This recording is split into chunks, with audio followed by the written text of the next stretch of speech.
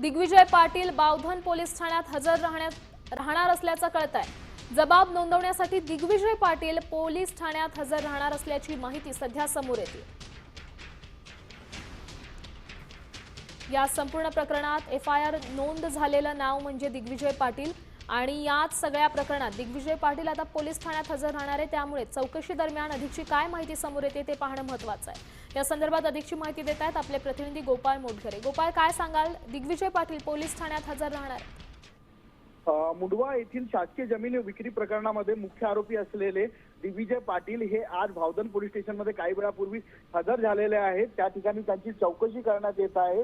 मुंडवा येथील जवळपास जी शासकीय जमीन होती ती 300 कोटीमध्ये शीतल तेजवानी यांनी पार्थ पवार यांच्या अमेडिया कंपनीला विकली होती आणि दिग्विजय पाटील हे अमेडिया कंपनीचे भागधारक असल्याने त्यांच्या विरोधात बावधन पोलीस स्टेशनमध्ये गुन्हा दाखल करण्यात आलेला आहे आणि या संदर्भातील त्या ठिकाणी सध्या चौकशी सुरू आहे। यापूर्वी पुणे पोलीस असतील किंवा पिंपरी चिंचवड पोलीस असतील यांनी दिग्विजय पाटीलला वारंवार नोटीस देऊन चौकशीसाठी हजर राहण्याच्या सूचना दिल्या होत्या। मात्र दिग्विजय पाटील यांनी जय पवार यांच्या लग्नाचे कारण देत चौकशीला येण्यास असमर्थता दाखवली होती। मात्र काही वेळापूर्वी जे दिग्विजय पाटील आहेत ते बावधन पोलीस स्टेशनमध्ये दाखल झाले आहेत आणि त्या ठिकाणी त्यांची सध्या चौकशी सुरू आहे। नक्कीच धन्यवाद गोपाळ दिलेल्या या सविस्तर माहितीसाठी। तर मुख्य आरोपी दिग्विजय पाटील पोलीस ठाण्यात हजर झालेले आहेत।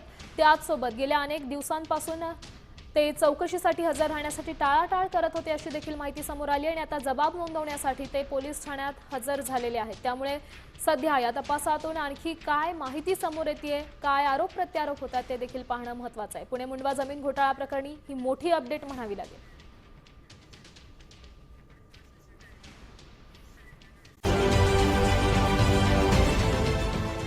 देश विदेशातील प्रत्येक घडामोडींचे लाईव्ह अपडेट मिळवण्यासाठी आता साम टीव्हीच्या सर्व सोशल मीडिया प्लॅटफॉर्मला लाईक, फॉलो आणि सबस्क्राईब करा। तसंच सर्व नोटिफिकेशनसाठी बेल आयकॉन प्रेस करायला विसरू नका।